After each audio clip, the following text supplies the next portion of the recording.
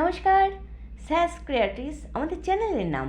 আমরা দেশি বিদেশি কিছু ব্যতিক্রমী ও সম্পূর্ণ ভিন্ন মাত্রিক শ্রুতি নাটক নিয়ে কাজ করছি। নতুন প্রজন্মদের কাছে খুব সহজ করে তুলে ধরাটাই আমাদের উদ্দেশ্য। আজ আমরা যার নাটক করতে চলেছি তার ইন্ট্রোডাকশনের কোনো দরকারই নেই। 8 থেকে 80 আজও মন্ত্রমুগ্ধ তার গুণে।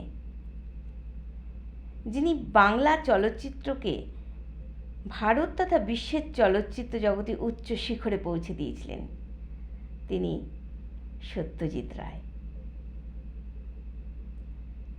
তারই জনপ্রিয় কাহিনী অবলম্বনে তৈরি নাটক টেলিফোন। উপস্থাপনায় স্যাস ক্রিয়েট্রিস।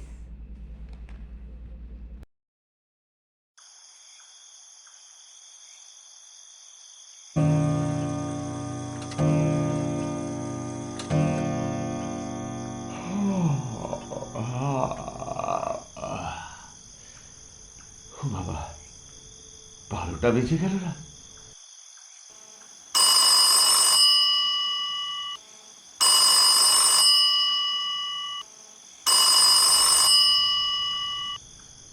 বিদেশবাবু বিরক্ত হয়ে খাটের পাশে টেবিলের ওপর রাখা টেলিফোনটার দিকে দেখলেন। টেলিফোনটার পাশেই ঘড়ি, তাতে 12টা বাজে। রাত 12টা। বিদেশবাবু সবে হাতের বইটা বন্ধ করে ঘরের বাতিটা নেভাতে যাচ্ছিলেন। এদিকে টেলিফোনটা বেজেই চলেছে। বিদেশবাবু রিসিভারটা তুলে নিলেন। হ্যালো, 465176। ইয়েস। বিদেশবাবু আছেন?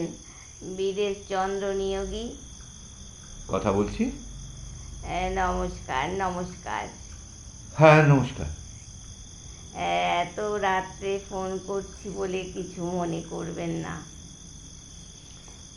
ঠিক আছে, কিন্তু কি ব্যাপার? আপনার সঙ্গে কয়েকটা কথা ছিল। আপনি কে বলছেন জানতে পারি কি? হ্যাঁ, আমার নাম স্বাতী সোম। বিদেশবাবুর বিরক্তিটা আবার মাথা চাড়া দিয়ে উঠল। বললেন, কিন্তু এখন তো কথা বলার সময় হবে না। এমনি তো আমি শুতে যাচ্ছিলাম। আর তাছাড়া আপনাকে তো আমি চিনিও না। আমি কিন্তু আপনাকে চিনি। আপনার পেশা ডাক্তারি। 3 মাস হলো এই বাড়িতে এসেছেন। আগের বাড়িতে আগুন লেগে প্রচুর ক্ষতি হয়। আপনার স্ত্রী গত হয়েছেন আজ 11 বছর হলো। আপনার বয়স 55। আপনার একটি ছেলে আছে, ইঞ্জিনিয়ার। সে ভোপালে থাকে। কেমন, ঠিক বলিনি? বিদেশবাবু যার পরনায় বিস্মিত হলেন। বললেন, আপনি এত কথা জানলেন কি করে? ধরে নিন এটা আমার একটা বিশেষ ক্ষমতা। এখন বলুন, আপনি আমার কথাগুলো শুনতে চান কিনা? বেশি সময় লাগবে না তো? না, অবশ্যই কথার পর যদি কথোপকথন চলে তাহলে কিছুটা সময় লাগতে পারে। আচ্ছা, ঠিক আছে, বলুন। আজ থেকে 7 বছর আগের কথা বলছি। আমার পেশা ছিল ওকালতি। আপনি সেই সময় মুক্তারামবাবু স্ট্রিটে থাকতেন, তাই নয় কি? ঠিকই বলেছেন। আপনার ছেলের নাম অরূপ। হ্যাঁ সে তখন সিটি কলেজে পড়তো। হ্যাঁ হ্যাঁ। এটাও আপনি জানেন কি না দেখুন। আপনার ছেলের একটি বন্ধু ছিল, নাম শ্রীপতি। তা হতে পারে। ছেলের বন্ধুদের খবর আমি সবসময় রাখতাম না। এই শ্রীপতি ছিল আমার মেজো ছেলে। খুব ভালো ছেলে ছিল, যেমন পড়াশোনায় তেমনই স্বভাব চরিত্রে। তার বন্ধুদের মধ্যে সবচেয়ে অন্তরঙ্গ ছিল আপনার ছেলে অরূপ। কিন্তু দুর্ভাগ্যক্রমে আমার ছেলে কুসঙ্গে পড়ে। তার ফলে ক্রমে তার মধ্যে অনেক বদঅভ্যাস দেখা দেয়। অরূপ অনেক চেষ্টা করেছিল তাকে বুঝিয়ে বলে এই কুসঙ্গ ত্যাগ করাতে, কিন্তু তাতে সে সফল হয়নি। অথচ শ্রীপতির উপর থেকে অরূপের টান যায়নি। অরূপ বদ্ধপরিকর ছিল যে শ্রীপতিকে আবার সৎপথে ফিরিয়ে আনবে, কিন্তু তার চেষ্টা বৃথা হয়। এইসব কি আপনার জানা? অরূপের এই বন্ধুকে আমি দেখেছি, কিন্তু সে যে কুসঙ্গে পড়েছিল সেটা জানতাম না। এবার একটা দুর্ঘটনার কথা বলি। আমার ছেলেকে জুয়ার নেশায় ধরে। সে রেসের মাঠে যেতে শুরু করে। তার ফলে তার অনেক হার হয় এবং বিস্তর দেনা হয়ে যায়। তখন সে অরূপের কাছে হাত পাতে, বলে তাকে উদ্ধার না করলে আত্মহত্যা ছাড়া আর কোনো গতি নেই। অরূপ তাকে সাহায্য করে কিভাবে সেটা আপনি জানেন কি? এখন বুঝতে পারছি। কি বুঝছেন? আমার বাড়িতে সিন্ধুকে একটা অতি মূল্যবান জিনিস ছিল।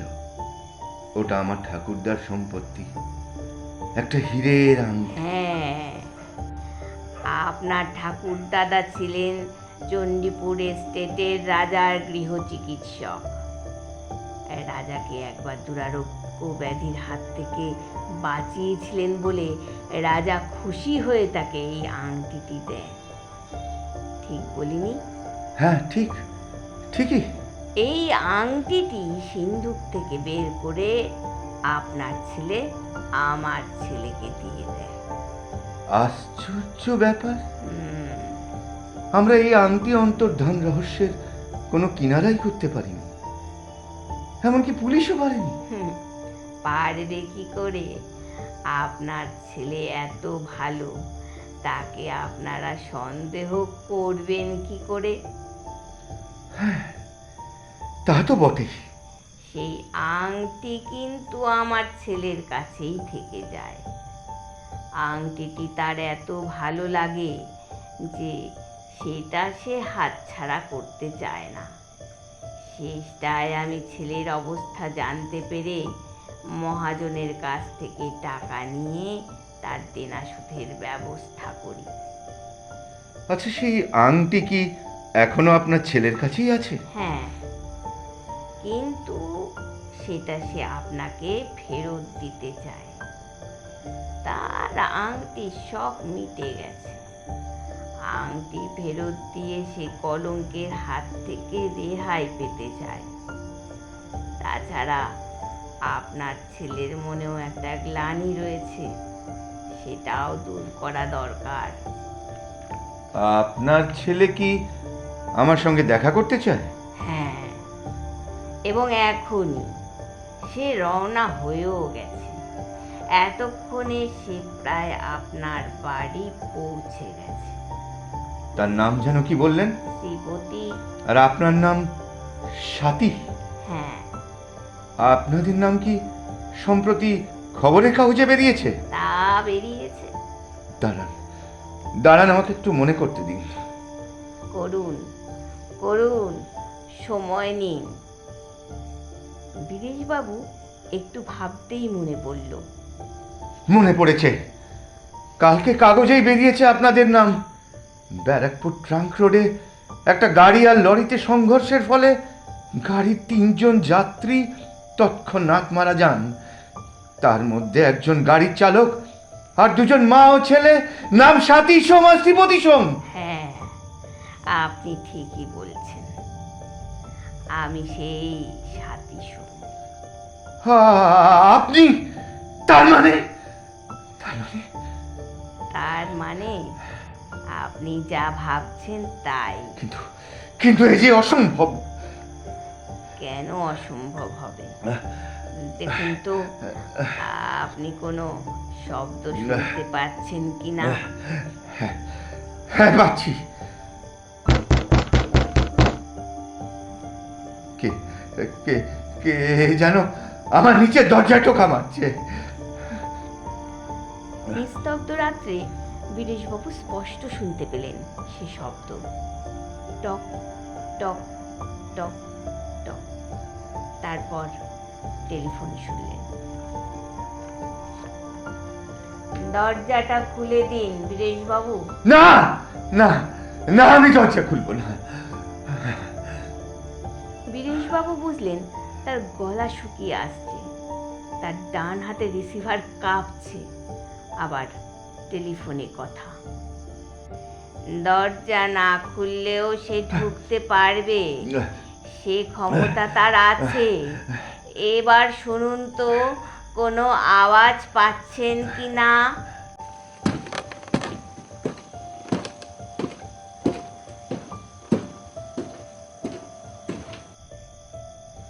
আপনি কোনো চিন্তা করবেন না বীরেশবাবু, সে আপনাকে বিরক্ত করবে না। শুধু আপনার পাশের ঘরে গিয়ে টেবিলের উপর রেখে আসবে আংটিটা। না, চরম আতঙ্কে বীরেশবাবু বললেন, আপনি আপনার ছেলেকে ডেকে নিন, ডেকে নিন আপনার ছেলেকে। তার তো আর উপায় নেই বীরেশবাবু, সে আপনার দোতলায় পৌঁছে গেছে। বীরেশবাবু স্পষ্ট শুনলেন পাশের ঘরে পায়ের শব্দ। শব্দটা এক মুহূর্তের জন্য থামলো, তারপর আবার শোনা গেল। এবার সিঁড়ি দিয়ে নেমে যাওয়ার শব্দ।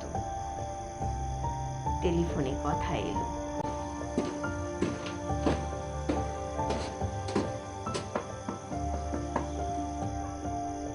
এবারে আপনি নিশ্চিন্ত। আপনি টেলিফোন রেখে পাশের ঘরে গিয়ে দেখুন। আমি আসি। আপনার সাথে আলাপ করে ভালো লাগলো। Good night. বীরেশবাবু রিসিভারটা রেখে দিলেন। কিছুক্ষণ বিছানায় চুপ করে বসে থেকে তিনি উঠলেন। অতি সন্তর্পণে এগিয়ে গিয়ে পাশের ঘরে ভেজানো দরজাটা খুলে ঘরে ঢুকে বাতিটা জ্বালালেন।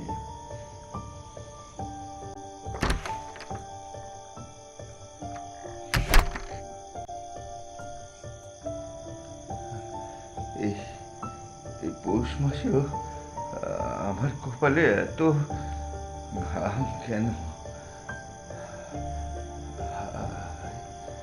আরে হ্যাঁ, হয়তো সত্যিই তো পড়ে আছে টেবিলের উপর। এই অল্প আলোতেও কি সুন্দর ঝলমল করছে তার দুটি।